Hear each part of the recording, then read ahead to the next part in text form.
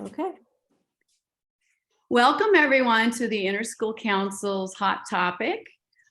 This is a meet and greet chat with Tina Viletto from the Montgomery County Intermediate Unit. I'm Cheryl Masterman, and Allison Crawford and I are the co-presidents of the ISC this year. The ISC is a parent guardian volunteer organization that connects the district's 11 HSAs and, among other things, hosts the parent ed evening events and hot topics every second Tuesday morning of the month for our entire community.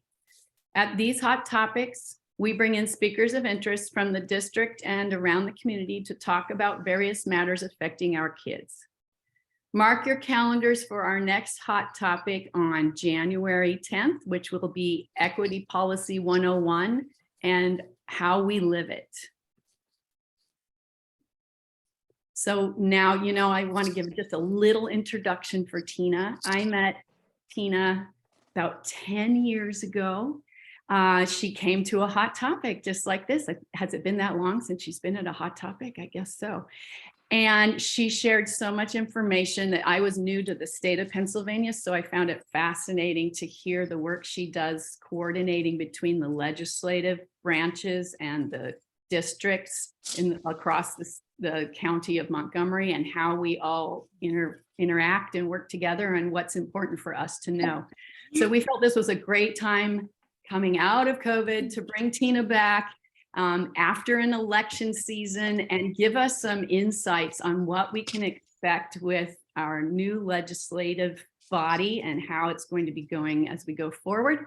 So without further ado, Tina, I'd love to turn it over to you and our relatively informal conversation, right? When people have questions, we are going to open it up. I'll let Tina kind of guide that, but you all will be asking your own questions. So please don't use the chat. Let's just talk.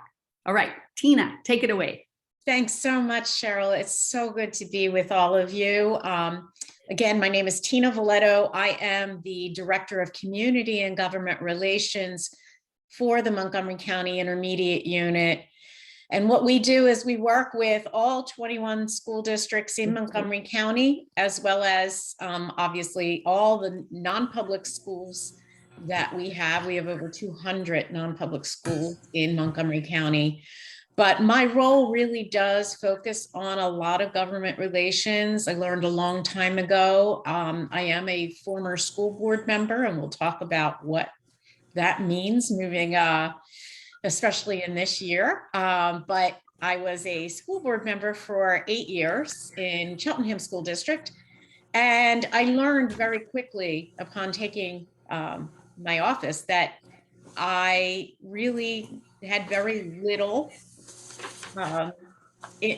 control as a school board member on our budget or any other matter for that, because it was all driven out of state and federal government guidelines and legislation. So I became very, very active in that role. I changed my legal career and switched over to the MCIU. So I do work in the capacity of in-house counsel, as well as working with all our school districts on just advocacy in general. But I am thrilled that Lower Merion has this group. It is really important beyond our administrators and our elected school board members for there to be a voice. I can tell you that in Harrisburg, your voice matters more truly than the voices of the elected officials or the employees of the school district. And that is because legislators truly do listen. You have the power to make phone calls, to speak with legislators, and really make an impact more so than we do. We can help guide. We can help make suggestions as to what would or wouldn't work. But it is the, as they view it, the voter base. Even though school board members are voters, administrators and teachers are voters, somehow the non-elected, non-school folks hold a lot of weight when when they speak with legislators. And as Cheryl said, this has been a very interesting year with the outcome of the November election. What really is playing out in Harrisburg has a lot of impact on what type of legislation we will see. And right now we are at odds. You can't turn on the news without, we used to think that once the election was over, we would stop seeing all the political drama play out in the ads that we saw. Well, now we're seeing the political drama play out in the Pennsylvania House of Representatives. And that is who actually is in power. And why does that matter? The majority leaders select the majority leaders of the committees, and the committees determine what type of legislation sees the light of day. Over the past years, we have seen a Republican majority in the House and in the Senate in Pennsylvania. What that has meant is some of the things that we have advocated for years, including charter school reform, has not come to fruition because it has not even been brought to the Education Committee for consideration. And the way our legislature works is if you have legislation, it needs to go through the committee process for consideration, comes out of committee, then makes its way to the floor, where then it can get amended, voted, but it needs to get through committee before it can see the entire membership for vote. And only after it passes one chamber can it move to the other chamber. So majority really matters. And right now we have a total divide. In the last election, we had a slim, very slim Democratic majority vote for the first time in years, with what has been claimed as a majority of by one vote for Democrats.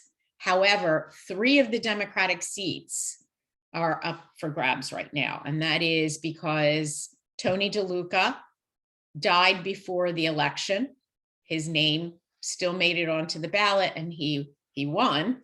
But of course, there's a vacancy created due to his death.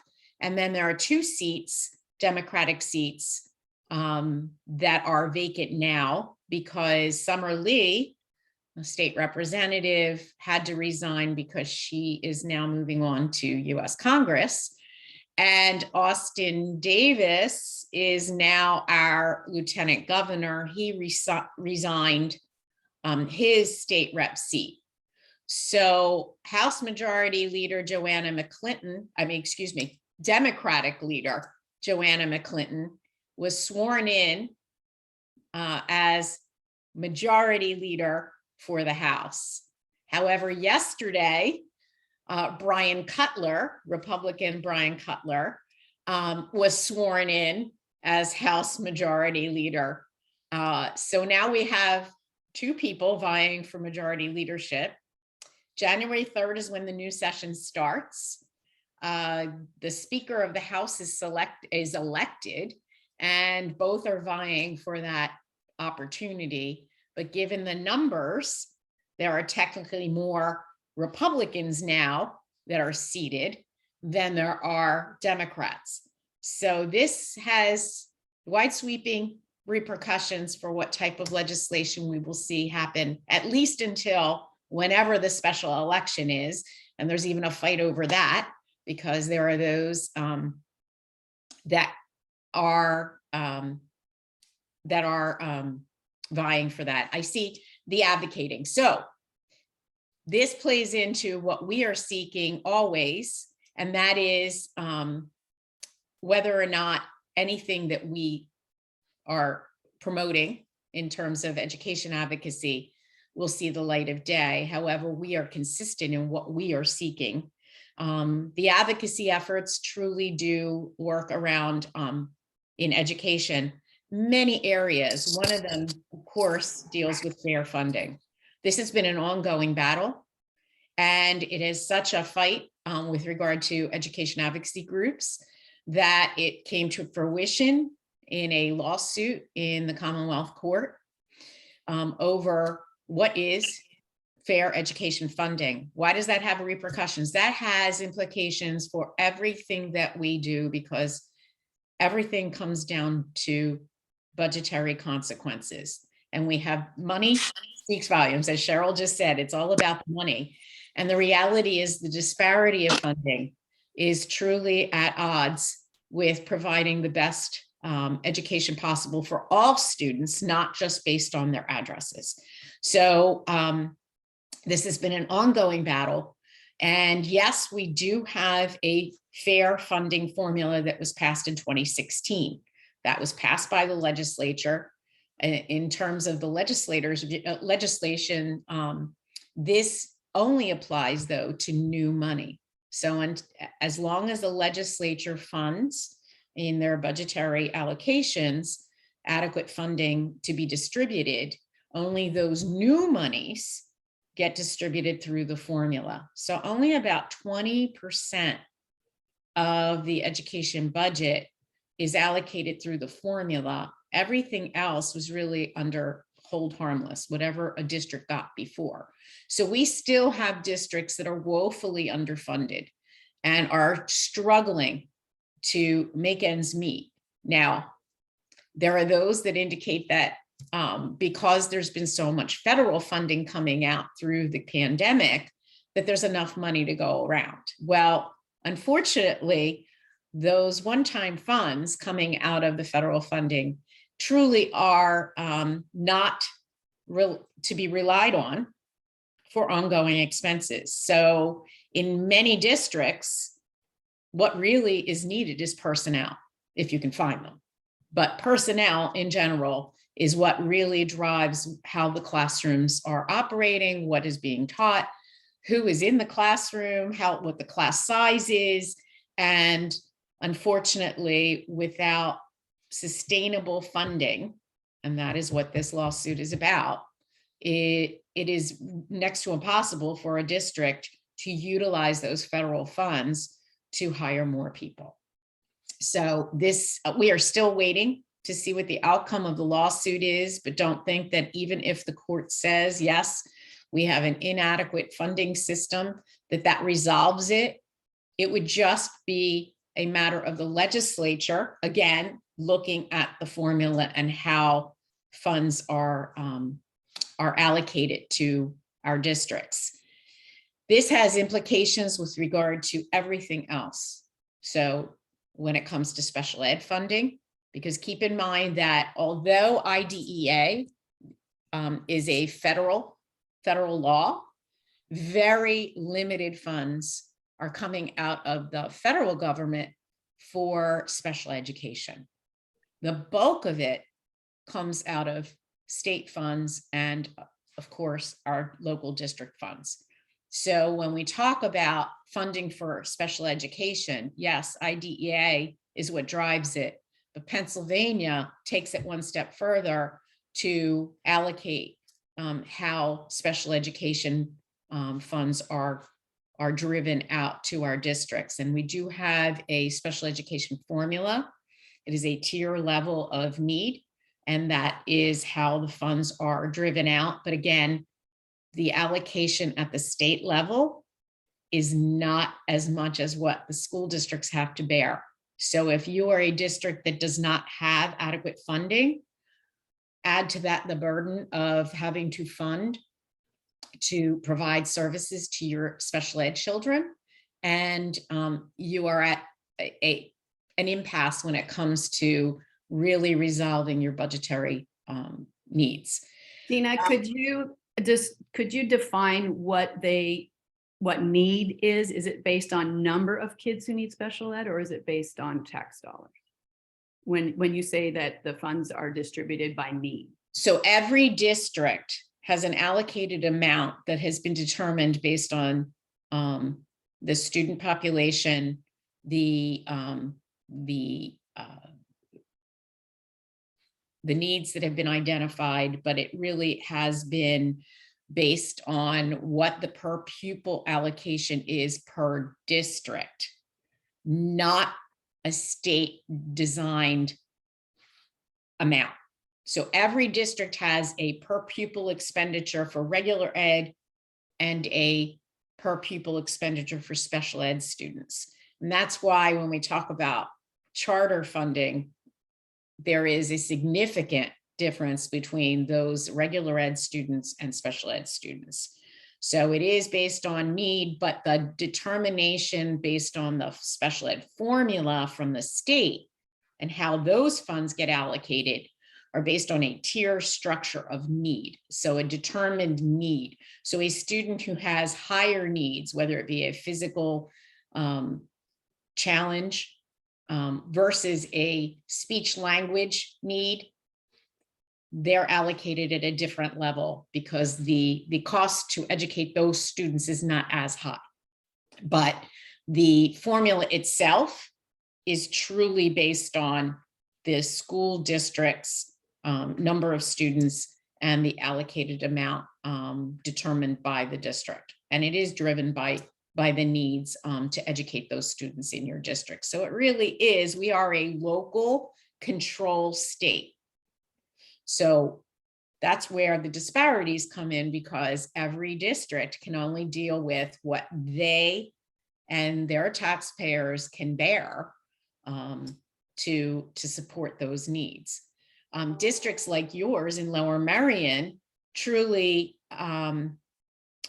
become highly thought of in the special ed community because of the level of service you provide. So that places a strain on your district because you do such a good job of educating your special ed students that others want to come too. So that then becomes a further burden financially to all of you as taxpayers.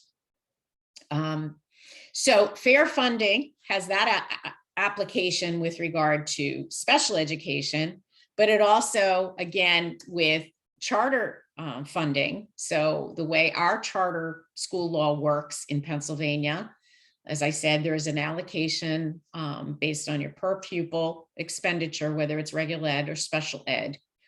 Those costs in turn go to the charter school if a student of Lower Merion chooses to go to whether it's a cyber charter school, or a regular brick and mortar charter school. It's the same cost, but it's based on your per pupil expenditure. So those funds from your district, you are the sending district. It's based on whatever your per pupil allocation is. So it varies from district to district, but the charter school receives those funds. And so there has been this long-standing battle in terms of advocacy for a better charter law. There is truly a question regarding, is it truly the same to educate a student in a cyber setting versus a brick and mortar setting? And we've known through the pandemic that educating a student virtually is a very different cost than educating a student in a brick and mortar.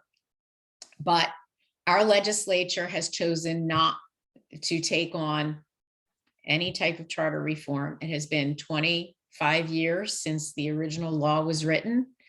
We have not seen any revision to that law. Every attempt every year to change the charter school law has fallen short every legislative session. And I can tell you that a large part of that has to do with the strong charter school lobby.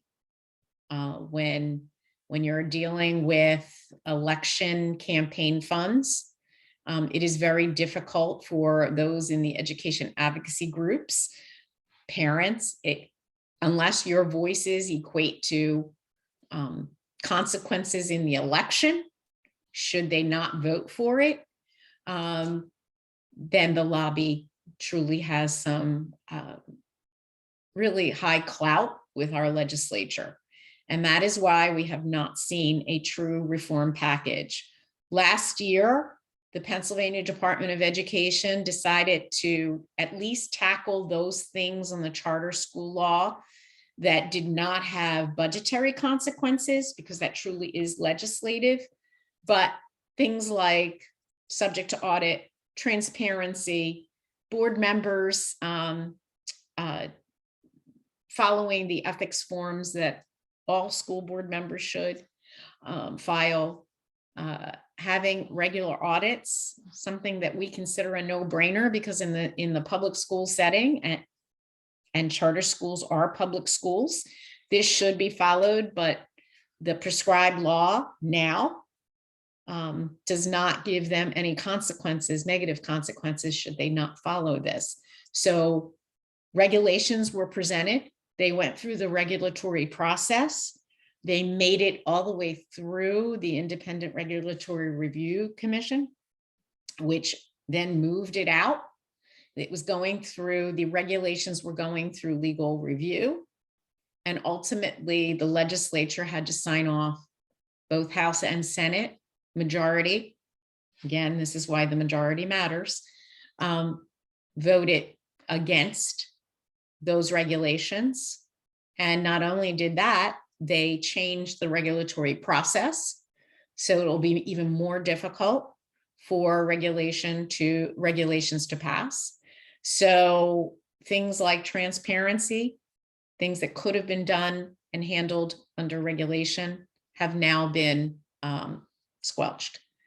So until we get a legislative fix to the charter school law, we will continue to see this disparity of funding. Keep in mind that we still have a system of charter application. If it's a brick and mortar, then it goes to the district in which the charter school wishes to open its charter school. If it's a cyber school, then it goes to the state board for charter review. We do have a renewed application pending in Radnor School District right now. It is an application that had been filed previously in Radnor. It is the Valley Forge Military Academy. They are seeking to have a charter school. What implications that has for other school districts is that if you are within the 10-mile radius of that school, of that brick and mortar, then your students could potentially enroll in that charter school as well. Your district would be responsible for the busing of those students. So there are transportation costs, but that is currently under review in Radnor, so right next door to your district. So if people think that charter schools aren't going to impact their districts, there are those that are being considered right now, right next door. I'm not saying anything whether it's a good thing or a bad thing. That is up to the school district to determine whether or not their application meets the requirements to providing an excellent education. Charter schools are here to stay. We are not in any way saying charter schools should be done away with. We are saying that there needs to be reform to the legislation. So the funding as well as the transparency. If they truly are going to be held as public schools, then they should conform to all the requirements that all of our 500 school districts in the Commonwealth have to adhere to. But again, it requires a legislative fix. Other things that we are looking at in terms of advocacy, infrastructure. Now, there have been infrastructure grants, allocations through federal funding that have come through, but much of that is based on safety and security. It is not based on what we know as the PlanCon process. So if you are in the midst of trying to modify or renovate or do a new build within your district, we used to have a PlanCon process. And I say used to, even though there still is PlanCon, they were still working through finalization. I think they may have reached most districts that had pending applications. There may still be a few that had applied, but several years ago, PlanCon was no longer funded. So that means that whenever a district seeks to do a construction project, there was an opportunity for reimbursement, not full reimbursement, but at least reimbursement to a point of assisting so that the tax burden isn't truly on the residents of the district. So PlanCon has not been funded in several years. So any district that wants to make changes to their infrastructure is really bearing the brunt of the financial burden for this. We are hearing that there are no plans to, once again, fund PlanCon, but we are in the budgetary process right now. Even with the new administration, we will be advocating for budgetary allocation for PlanCon once again. We are hopeful because we know that there are districts that are really in need of assistance to do any type of major renovation project, aside from doing what falls within the parameters of safety and security. So we are at odds when it comes to funding for major infrastructure projects. So I'm hoping that you will bring that to the attention of your legislators when you speak to them about the needs within your district for any type of infrastructure upgrades. And the other thing, of course, that we are constantly in need of right now, especially, is personnel shortages. We have been advocating, and we did a good job this past year of getting some leeway in the Pennsylvania legislation regarding hiring. There were restrictions that really impeded our ability to hire out-of-state teaching personnel. Their restrictions from moving from one state to another were pretty onerous. If someone was a teacher in another state, there was no reciprocity coming into Pennsylvania. They had to go through the whole process. So we had a lightening of the law with regard to that, but we still need to address how are we going to staff. And I see Dr. McGloin is on our Zoom, and she could probably tell you quite a bit about what personnel shortages have a bearing on with regard to staffing your classrooms. And it's not just teachers. It is overall personnel shortages, paraprofessionals, any other type of school assistance, whether it's someone in the cafeteria, someone driving the buses.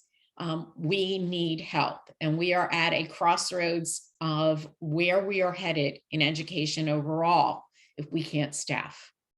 And I'm hopeful that you as parents can help advocate for your children, maybe if you still have kids in the school, to go on the path of being in education, but also talking to others and talk about the benefits for being an educator. And we hope that there will still be a desire to go into the profession. It used to be, we had, Pennsylvania was one of the biggest drivers of educators coming out of our colleges and universities.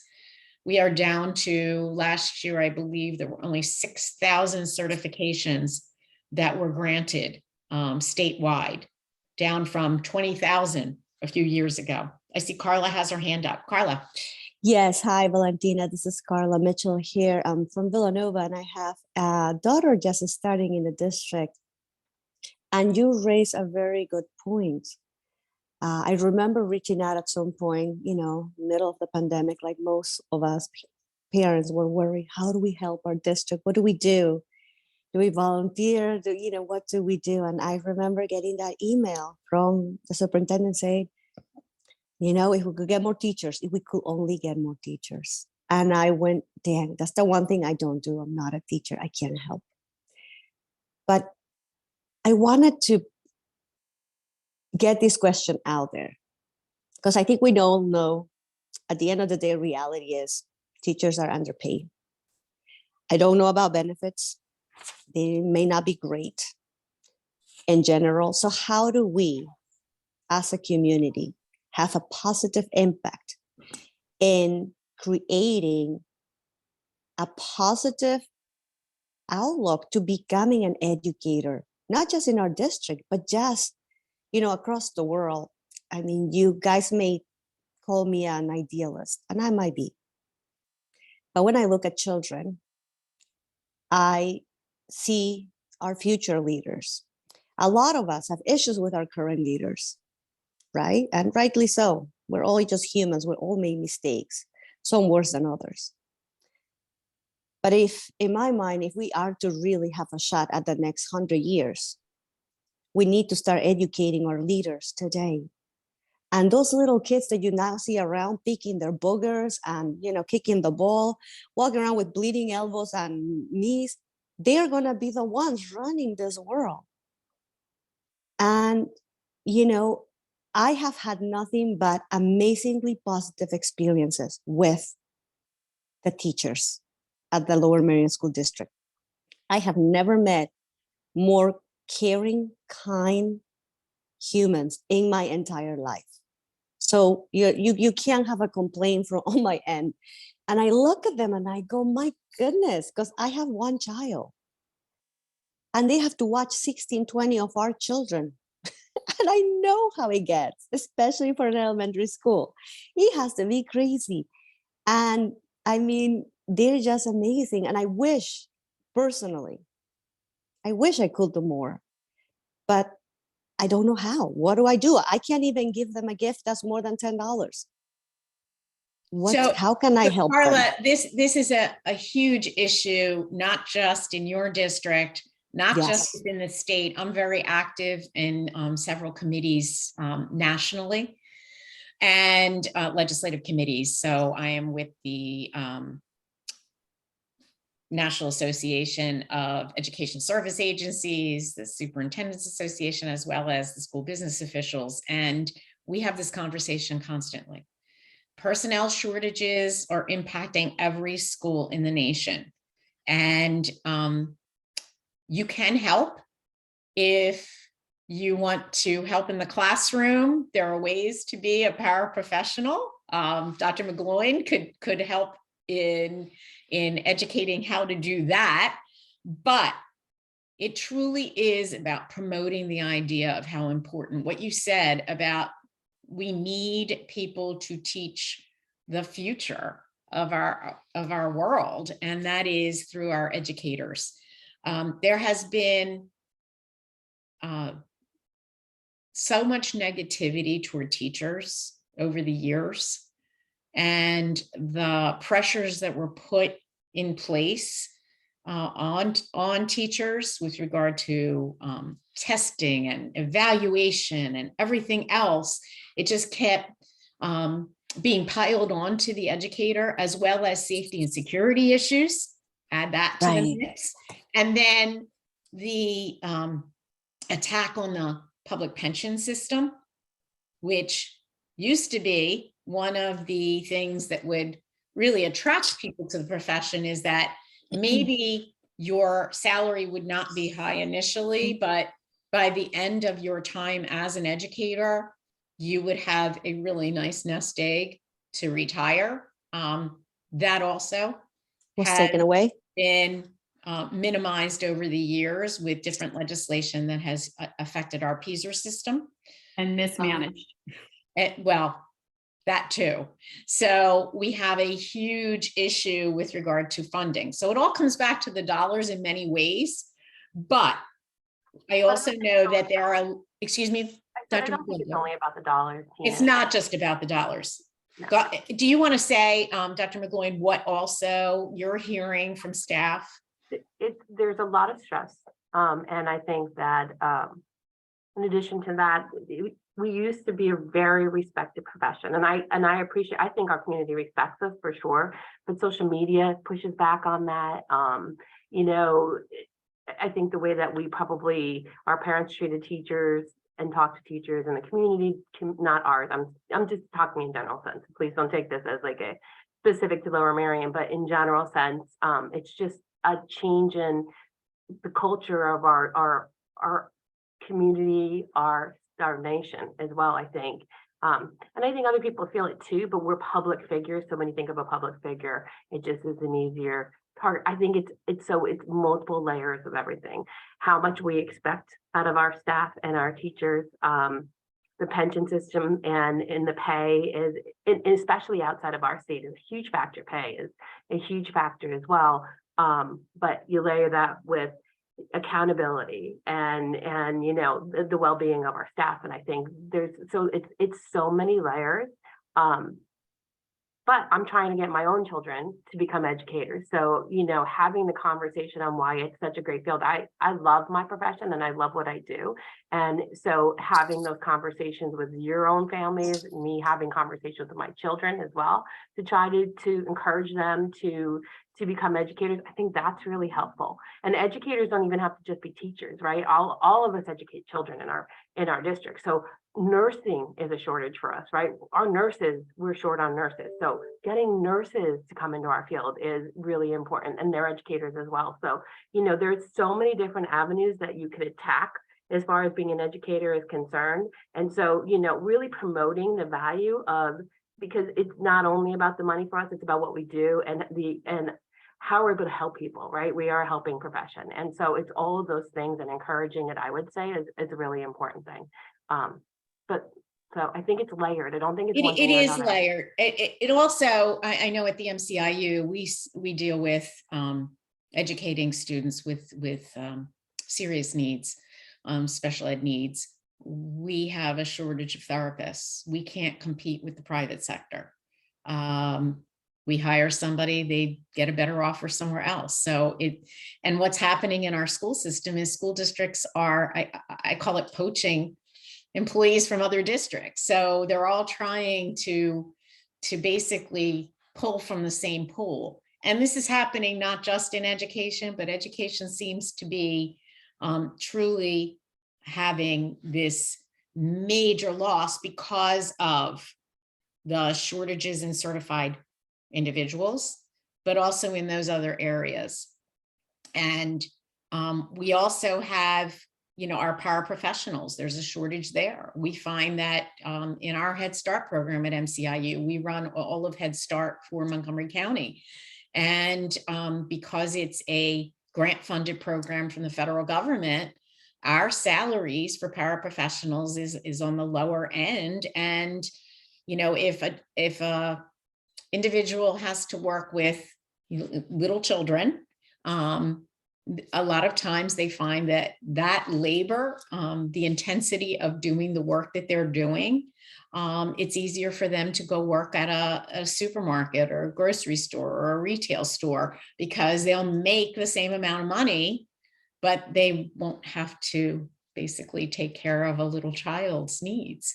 And so we are really at a crisis point when it comes to personnel. And this is something that, as advocates, not only are you advocating to the legislature for change in our profession and professional guidelines completely, but also advocating for the benefits of teaching and being in the profession in any way, being in the education service. So again, as Dr. McGloin said, don't have to be a teacher, but to be in this profession is such a wonderful opportunity to really foster those for our future. Lisa, you had your hand up. I did, and then I was just going to type in a comment. But I mean, I was just going to say that when I talk to friends that are teachers here around the country, there seems to be kind of this change in, I guess some of it might be the requirements of teaching, state requirements on what they teach in a classroom, that from what I'm gathering, from what I'm hearing, there's like a lot less direct engagement. I don't know if it's because teachers are not as involved in creating their own curriculums as much anymore, or if there's other things at play that are affecting it. But it just seems like over time, the actual job itself has changed. And I also think that, you know, the less staffing and not being able to fill as many roles, like that's putting a lot more pressure on them as well. but the teachers that I know, like my kids don't hear them speak like, they hear them speak about how much they love what they do, but they also hear all the problems associated with it. And there are a lot of them. It's really a difficult, I mean, goodness, when my daughter used to come home from school, like playing school was her favorite thing to do. She would sit there with the blackboard and set up like empty chairs or stuffed animals. You know, I think it's such a natural thing for people to want to be, but I think it's a hard one to enter into right now. And I will also say, and those of you that know me know that I'm a huge start time advocate, but I actually went through the education program to get my certificate. And this is when I was an undergrad. I honestly could not make it to my observation. I was teaching in Lexington, Massachusetts. I couldn't make it to the observation on time. Like I was observing a teacher as an undergrad at 7:30 in the morning, and I dropped out. I literally could not do it. And I had completely forgotten about it until I was telling a friend about it not too long ago. But I think that might be another issue too, especially for younger teachers who still need sleep. Well, so that is one of the things that we're looking at. The MCIU has been working with our school districts to think outside the box with regard to how we can assist personnel and those in the schools that need to put in those observations, but also many have to work to be able to afford to pay for college. So there are things that we can do to assist. But again, some of them will require a legislative fix. So we need the support of our legislators. We need the support of our school system. We need the support of our higher ed system. So we are trying to work with all the stakeholders to really make it easier for people who choose to go into the profession to get the hours that they need for observation, the things that you were saying, Lisa, but also to change the rhetoric with regard to what it's like to be a teacher in the classroom. And again, I have to say, what happens in the majority really does have wide sweeping implications.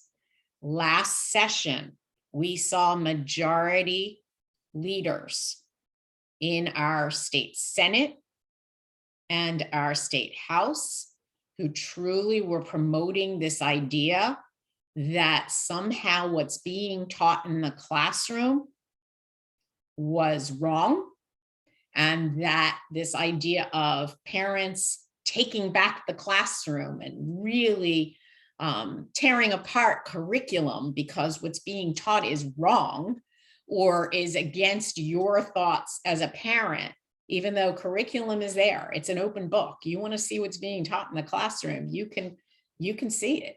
But this idea that everything that's coming out of the classroom is wrong, that it goes against your sensibilities, to have legislation that puts further requirements on teachers in the classroom and further restrictions on the classroom just really does detract from the beauty of being in the education system.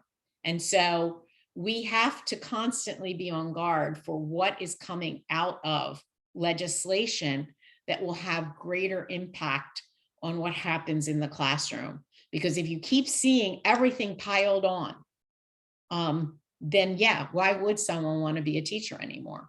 Because it's no longer that profession where you can really make a difference, because if everything is being dictated to you, and it's not even dictated from your, yes, your principals, your administrators have to follow the law, but the law is what's really driving it, then why would people want to go into the profession? So that's why it's so critical that as advocates, we really do stress to our legislators that our schools are maxed out when it comes to mandates. We need to start seeing this freer flow of true, vibrant education, the things that we remember as great things. Throw into it the mix, I have to say, safety and security. If you constantly talk about all the drills that have to be run. The fact that our legislature keeps putting more and more and more parameters on safety. Why aren't we talking about the education piece? Right now, we have had for a long time, this is pre-pandemic, major hurdles when it comes to the mental health of our children. And we are seeing it more and more. We have been fighting pre-pandemic for more supports in the mental health realm. Supports mean people.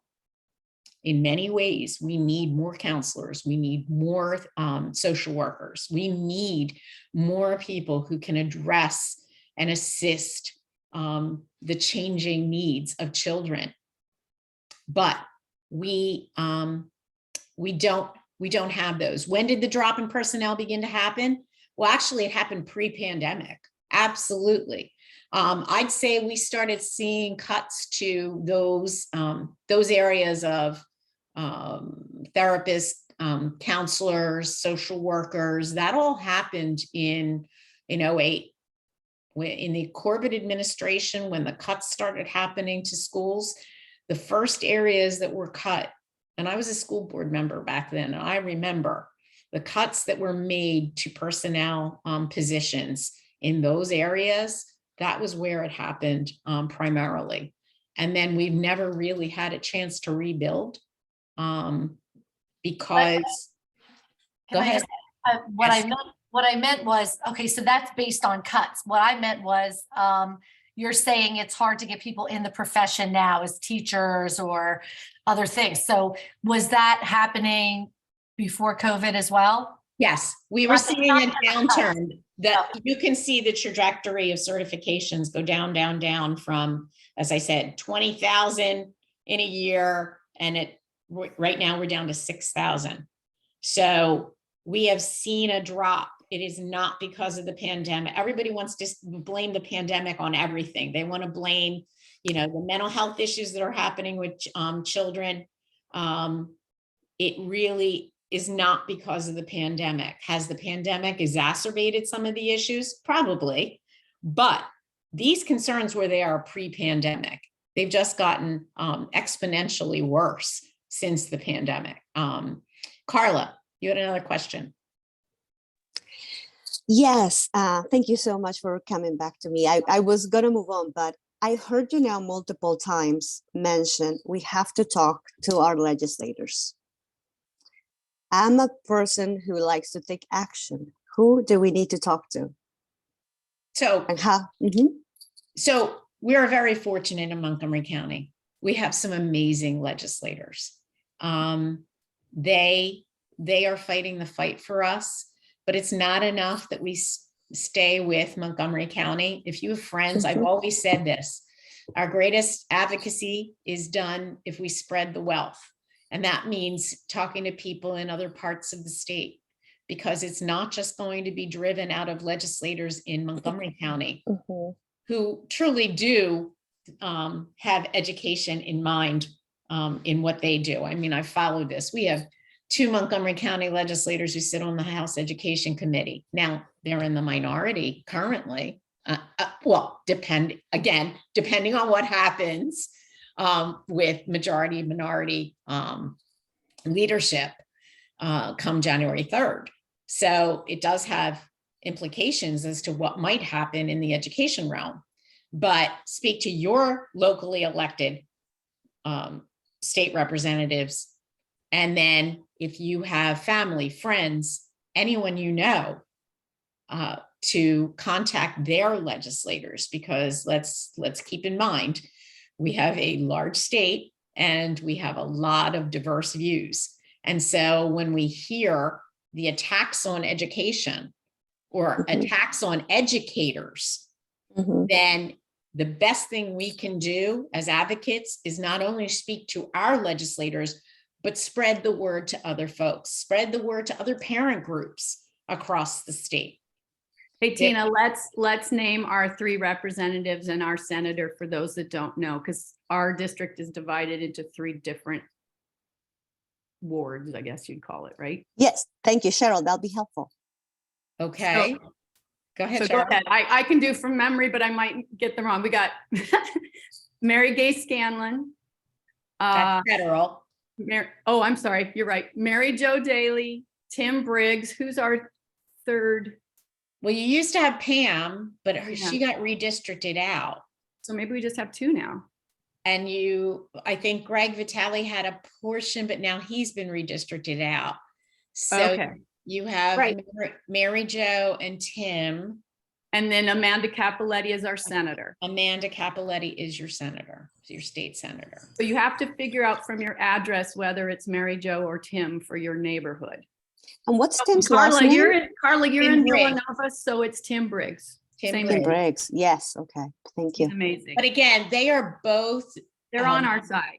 they are, That's awesome. and most of our legislators in Montgomery, I would say, having dealt with our Montgomery County legislators, whether they are Republican or Democrat, they have always been strong education proponents. It's just that they are fighting the fight in the legislature with people from across the state. And there are very diverse views out there with regard to education. So I that's would why- recommend asking Tim Briggs who you might reach out to, because he knows who his counterparts are that he would like to deal with. And maybe you have a Yes. friend in that area. You probably do. And my other question was for Dr. McGloin. She kind of briefly, and Dr. McGloin, not to put you on the spot, but you said that teachers have been having an issue, and I might have misunderstood, with social media. What is happening? Can you elaborate? Is there anything that we as parents can do? Because if we're doing something that is just not helpful, we can put a stop to it, hopefully.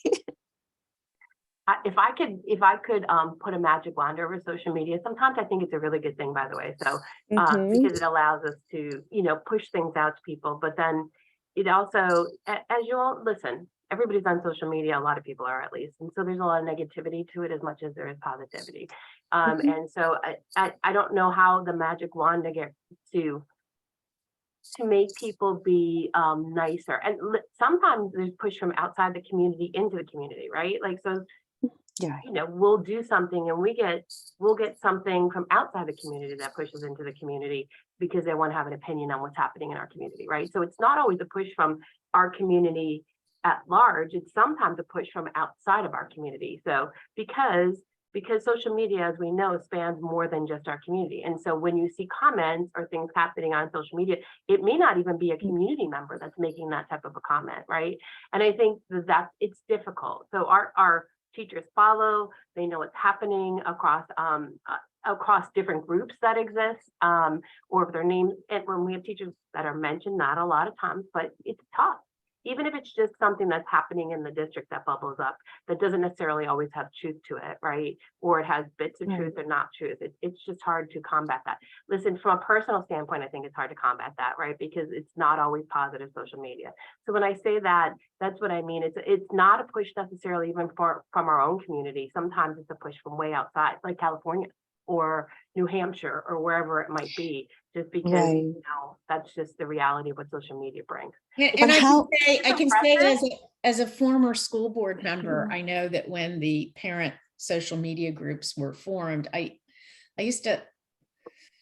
would take personally things that were said. I think that we have an opportunity to educate parents that there is a process by which to go up the chain if you have a concern.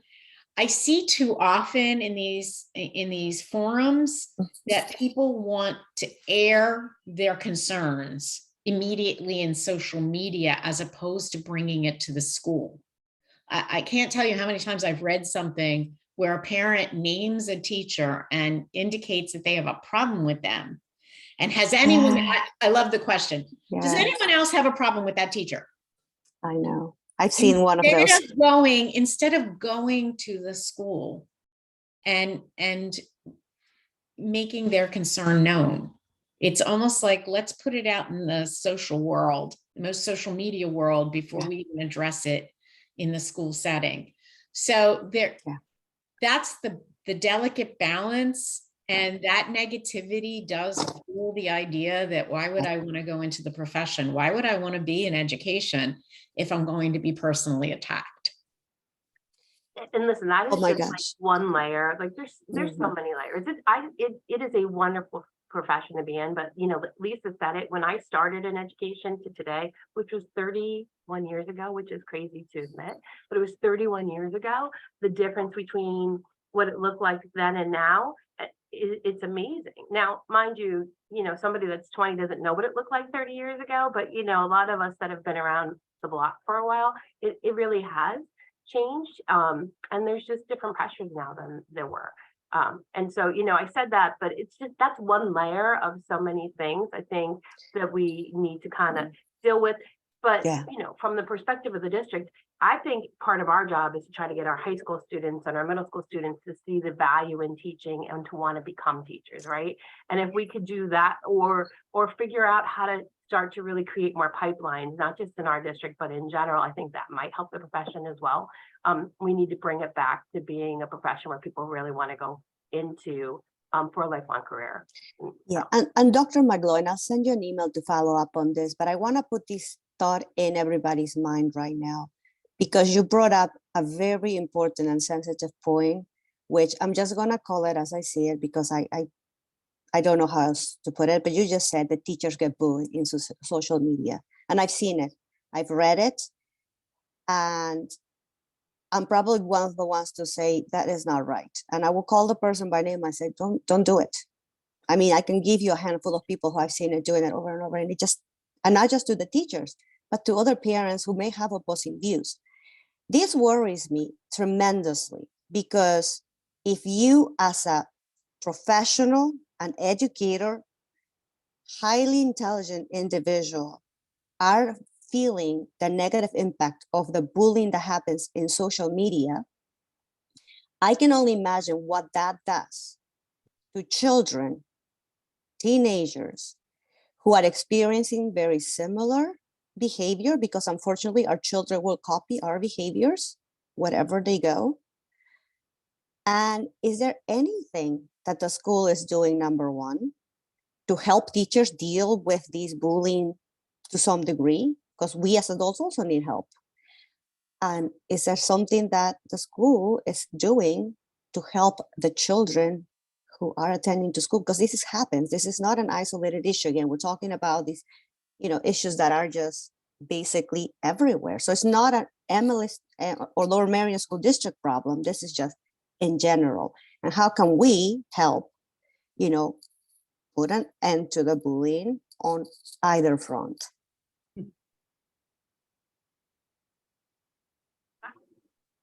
I don't know if I'm supposed to answer that. I mean, Yeah, I think I'm going to say yes. I think that was for you. Yes. If you want to follow up with me, Carla, I'm happy to have. I mean, on both fronts. Yeah, I mean, we try. My best is that we try, right? But it's we're talking about a societal issue in some sense. Right.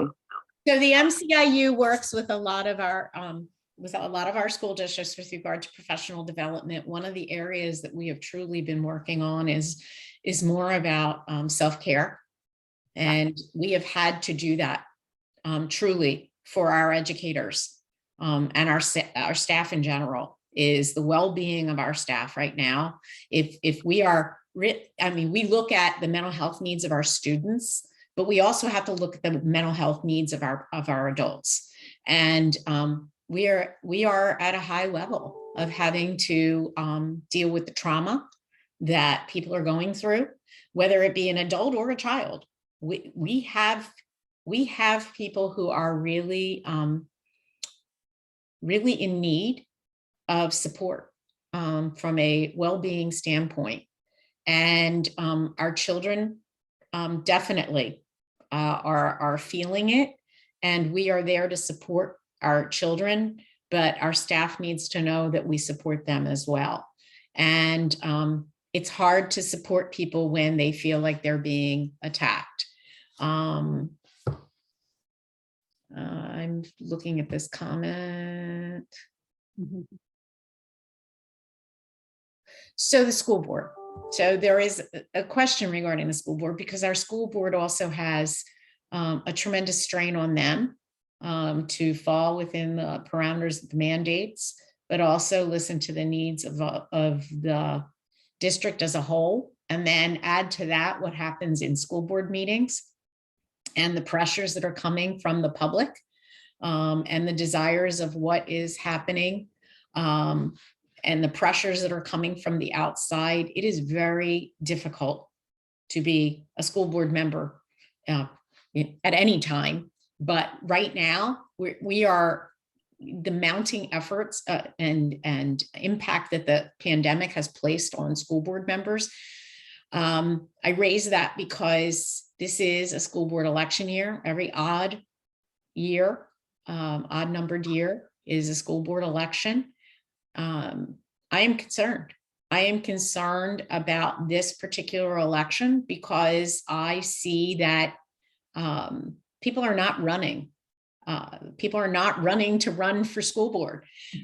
They are afraid of that negativity. So it's impacting our school board races as well. One of the best things you can do as a parent advocate, truly, is to serve. So think about running for school board or convincing people that you know who are pro-education advocates to run for school board, because I can tell you that if pro-education advocates do not run for school board, I can tell you there are other people out there who will, and they may not have the good of all children in mind when they run for school board. It is probably the most rewarding volunteer position you could ever have. It truly was a learning experience for me, one of the most rewarding in my entire career.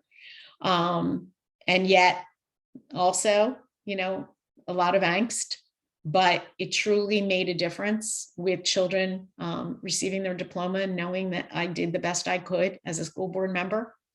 But yes, there's a lot of noise coming at you. But we need good people to run for school board. And so please consider that as you journey in this world of advocacy, because that is the way to get involved and make a difference. Make a difference for your district, but also have impact. I got involved at the state level as a school board member. So we are truly at a loss for people who really want to be in the education system, whether it be in the classroom, whether it be outside the classroom, serving the needs of students, whether it be administrative positions. We're seeing a lack of people applying for administrative positions. And then we see a lack of people wanting to seek election on the school boards. So I see hands up. So Cheryl, I don't know. Yeah, Tina, I will hold my question because mine is a legislative question, but two people in the chat were asking about social emotional prioritization, and what is MICU doing? MCIU. I just realized I dyslexic that. Okay. I'm gonna move my head so you can see it. Yeah, there you go. How is MCIU supporting mental health currently? So we work with all the directors of our programs. We actually at MCIU have the state lead for mental health initiatives. So she sits on a panel with the Department of Education. We fought very hard, and this is for the extreme need, but we had a lack of supports and hospitalization. We have young children who have severe mental health needs. Suicidal ideation is on the uptick, not only in our adolescents, but also for our very young. So we fought very hard to expand our partial hospitalization program, which is Explorations PHP. We fought for a good 10 years to get an expansion to elementary age. We are now, we have a wait list for those. It's very unfortunate that mental health issues don't just strike our older population, but also our young. and we do our best to support them. The question was, who is our lead? It's the Director of Student Services, Dr. Brittany Larea Waddell. I'll type it into it. We do provide a lot of supports and professional development with regard to mental health supports. We work very closely with all the special ed directors. I happen to take part in those meetings. I provide a legislative perspective. Again, there has been an attack at the legislative level, both nationally and statewide, against social emotional learning. Somehow that's become a bad terminology in some minds. So there's been this push-pull of what's good, what's bad to support our children. The fact that social emotional learning has become a political pawn, when we all know it's all about supporting the needs of students and their emotional well-being. So we still work very hard to provide that support to our professionals in the school system. Those are just a few ways that we support on an ongoing basis, whether it be through professional learning or through our meetings with our administrators, who then in turn impart that information to everyone within the system. I can't speak to the specifics that you have in Lower Merion with regard to your supports. I can just say that as an overall emphasis, MCIU has always been very strong and in our supports for the mental health needs of our students. And Alexis, I don't mean just IU students, I mean all students in Montgomery County. Alexis, I believe we are going to be touching on that in February, correct? We are, yeah.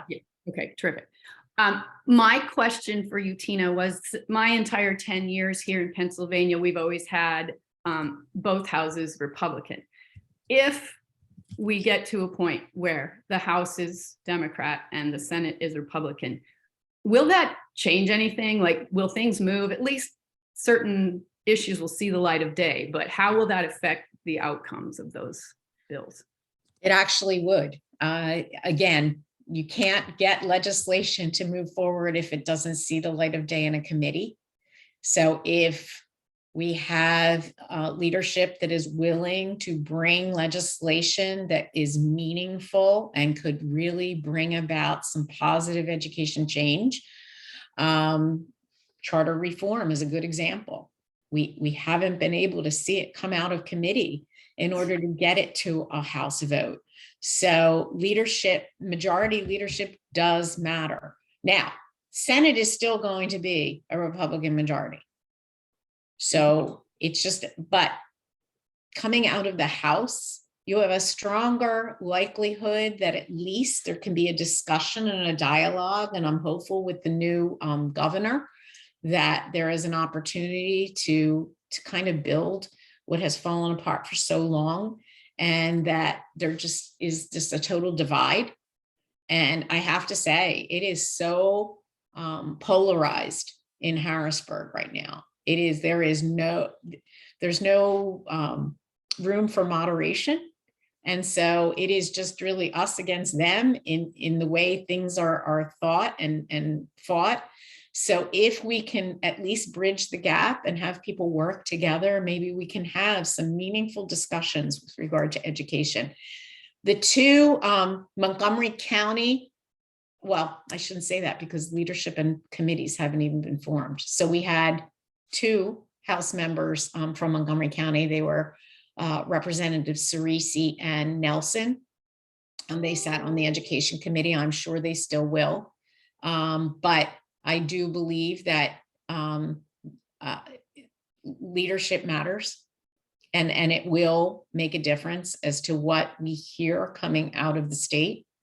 So I'm hopeful that we can see some good change this year, or at the very least have good dialogue, because I think that's been lacking.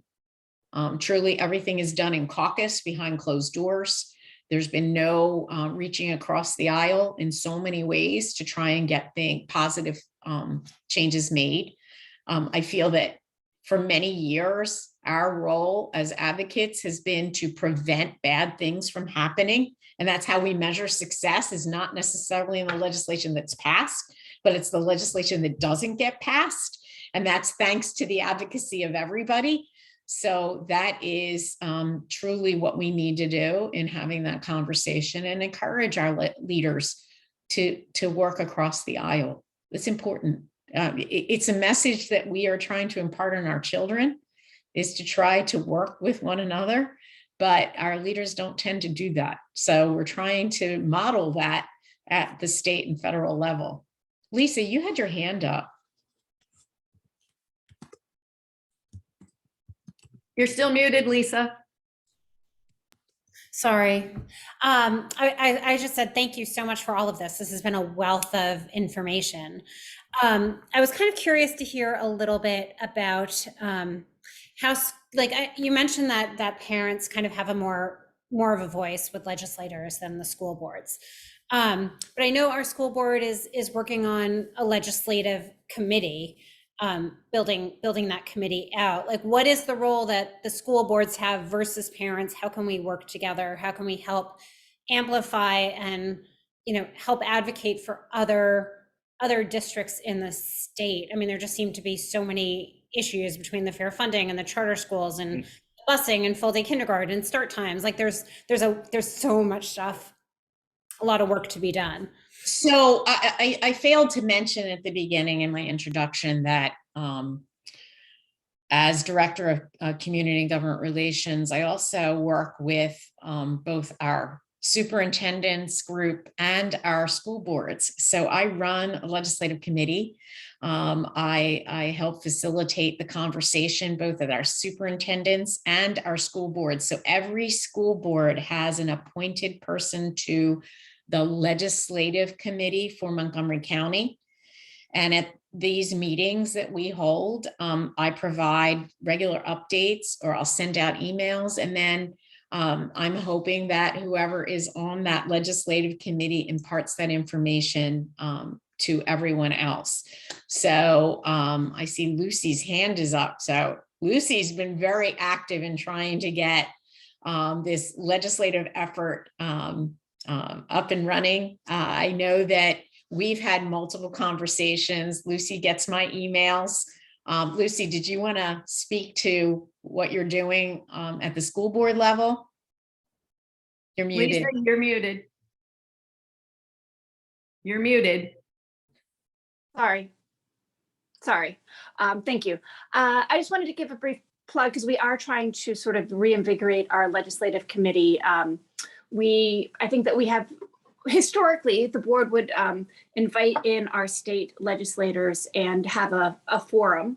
And we normally would do that once or twice a year.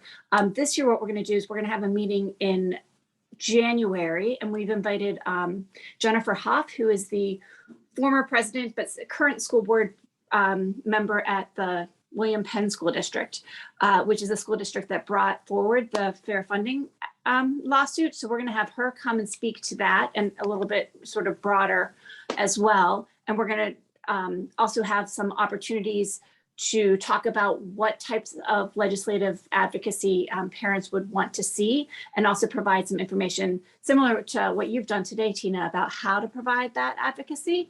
And then in May, we will do our sort of annual meeting that we didn't do in 2021, but we did do in 2020, inviting our legislators to a meeting so that we can talk about, they can share with us what their priorities are, and we can share with them as a community what our priorities are.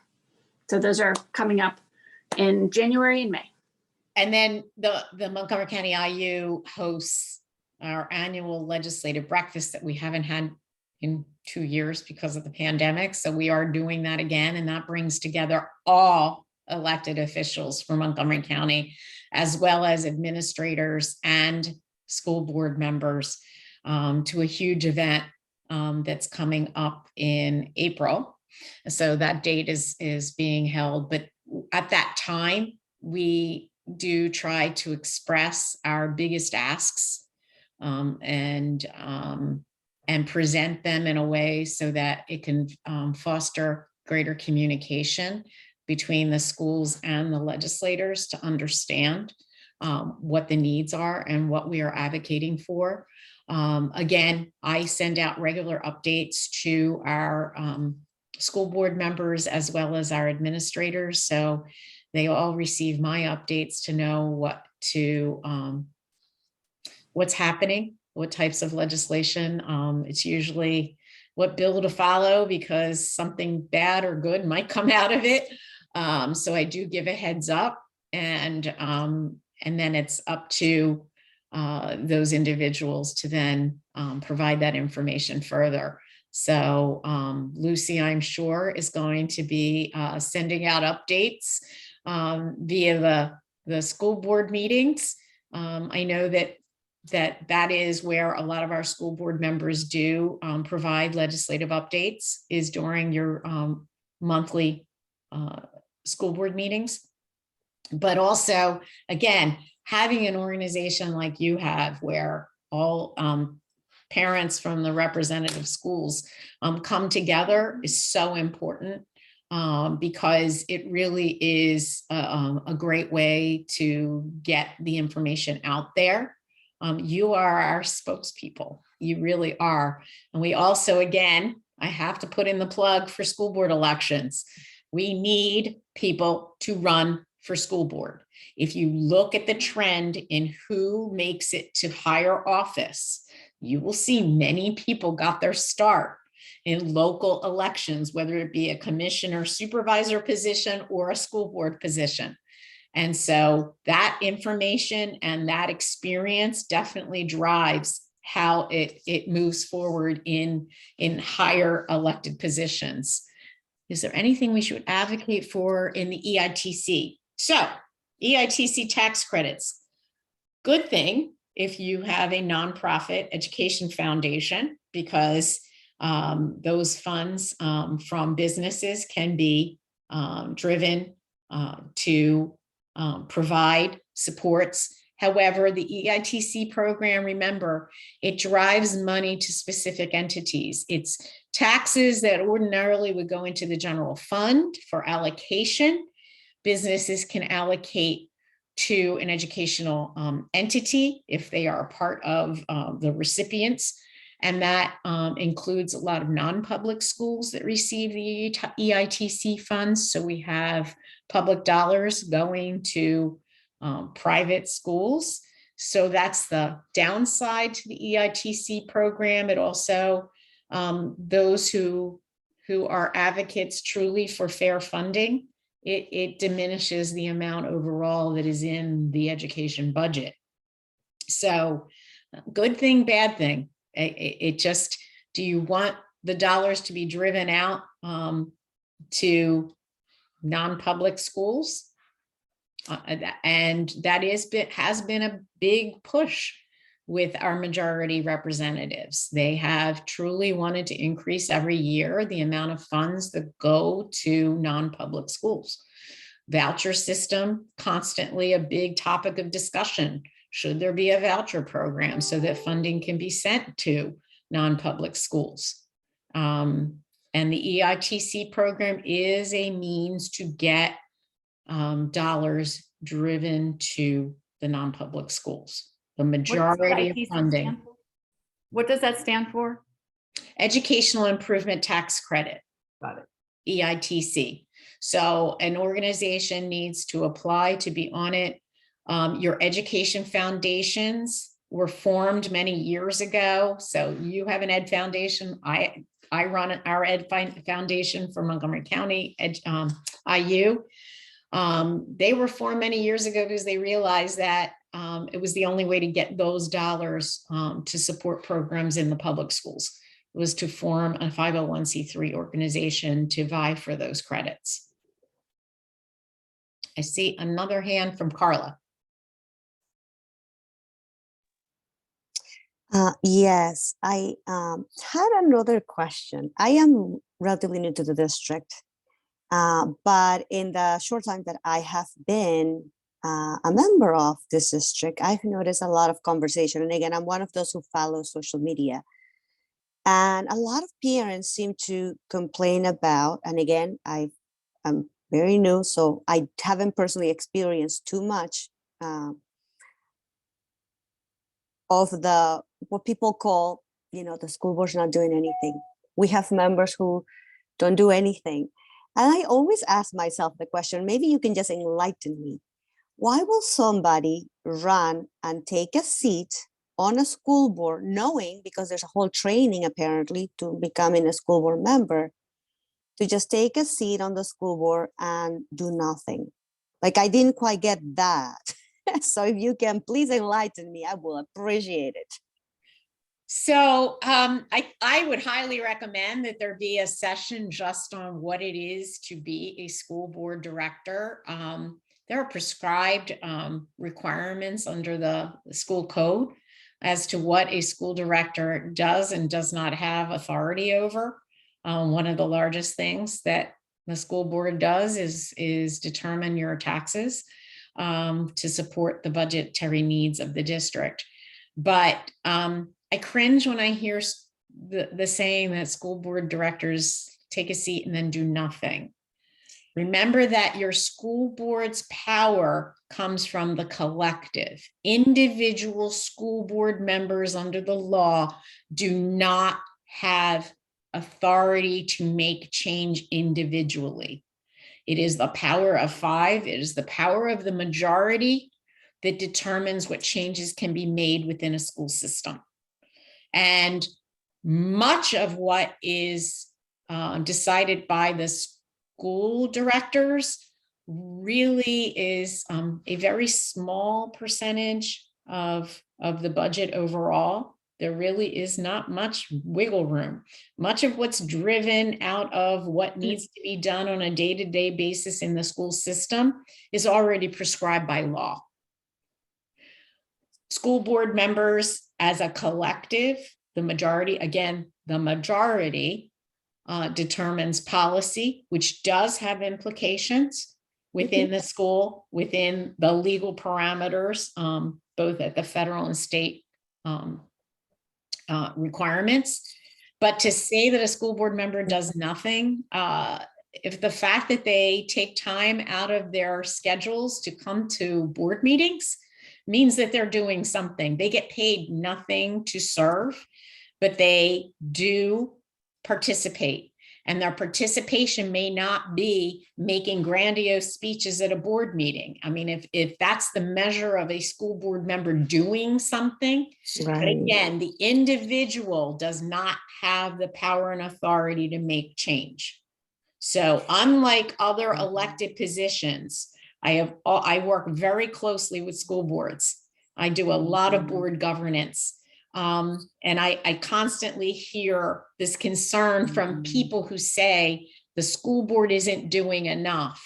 Truly, Right. the people who make the difference in the school system are those who have been employed to serve. And that is starting from superintendent down. School board elects the superintendent. Right. That's pretty much who they oversee, is the superintendent. But they should not be in the day-to-day mix of the physical school day. So just be very careful when you hear people say Yes. members aren't doing anything. Jill, did you have something to add to that, Yes, Jill? please. Yeah, I mean, I just went, why will anyone go to the trouble? Like, it doesn't seem to make sense. Like, why will, because it doesn't seem easy. Eventually, because I wanted to educate myself, I looked at the process and I went, holy smoke, there's so much that somebody needs to do to be on that seat. Why would they just go? And you know what? It comes back to, again, Carla, you can always talk to me offline. I know Jill wanted to say something. But if you have Yes, please questions go about ahead. running for school Yes. board, please reach out to me. Okay, will do. Take care. Thank you. Jill, real quickly. Okay, I just want to say, Carla, I don't think there's anyone who, and I know you're new to the district and catching up on a lot of things. I don't think there's really too many people who've said the school board does nothing. There are a lot of people who maybe have some frustrations with how the school board operates, some, responsiveness issues, some decisions. But I think for the most part, especially people who've been here in the district for a long time and have been through different school board members, I think we all realize that they do not do nothing, especially knowing that this is a volunteer position on top of mostly full-time work for the most part, kids, and anything else that they're also involved in. So I just felt the need to defend our school community of families and parents who I think that is one thing that I've rarely, if ever, heard that they do nothing. So I just wanted to clarify that. Good call, Thank you. Jill. Thank you. I think this has been incredibly informative. It always is whenever Tina's in the room. There's so much that we as parents don't have the bandwidth to keep track of, and this is a perfect time to learn about all of this. I want to thank you, Tina, for coming. I want to thank everyone for their questions. We can certainly reach out to Tina if we have other questions. And stay tuned to the same Zoom link next month, January 10th, for our Equity 101 and how we live it. Thank you, everyone, for coming.